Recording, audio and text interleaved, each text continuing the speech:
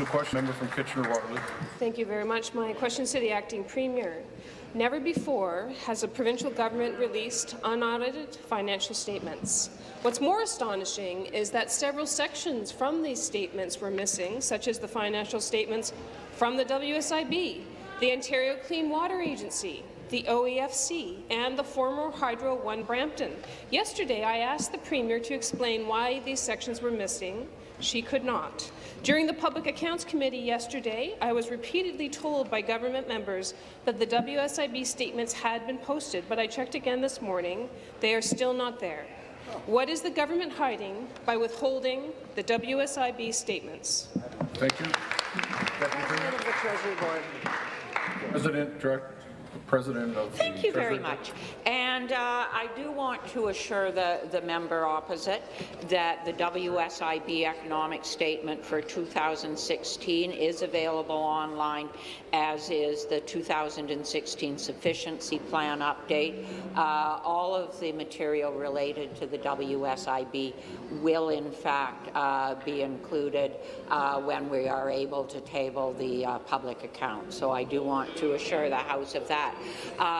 What I also want to assure the House is that while we are obviously in the process of collecting documents and preparing to have them in the process of having them printed, that all of the finances of these various agencies have been accounted for in the financial statements that were made available earlier this week. Thank you. Supplementary.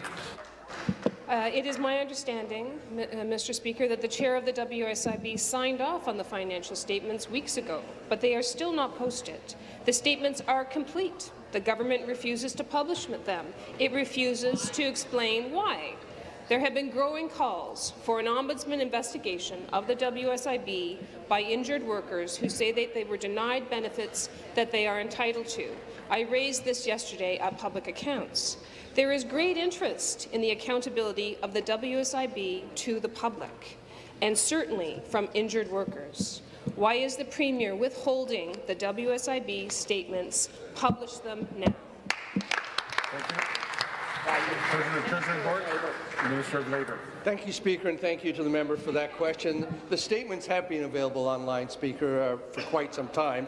In addition, the numbers that are in those statements, I think, is something we should all be proud of in this House. The WSIB, I think, has been an organization that all parties, when they've been in government, have tried to organize, have tried to run in a better manner. Wow. I think what we're seeing coming out of the WSIB, with the figures and with the numbers that the member is talking about, is a very good news story. We're seeing we passed historic legislation last year that's included in these numbers, reinstating for the first time full indexation of WSIB benefits, Speaker, something that the opposition, the NDP, took away from injured workers, Speaker. So when you look at this, you see full CPI applied in a way that it should be. By 2018, Speaker, all injured workers, both partially and fully disabled, are going to receive their full CPI. That's what's contained in the figures. Those figures have been available online, Speaker.